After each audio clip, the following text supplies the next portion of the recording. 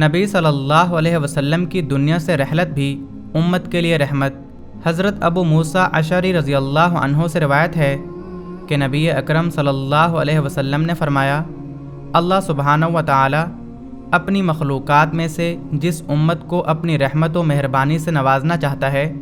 تو اس امت کے نبی کو اس امت کے خاتمے سے پہلے ہی اٹھا لیتا ہے۔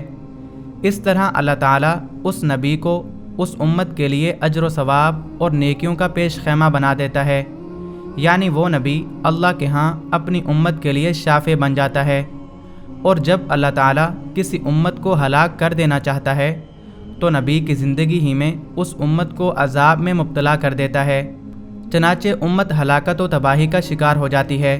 اور نبی اپنی امت کی ہلاکت و بربادی کو اپنی نظروں سے دیکھ کر آنکھیں ٹھنڈی کرتا ہے،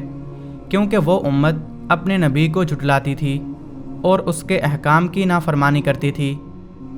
صحیح مسلم حدیث نمبر 6105۔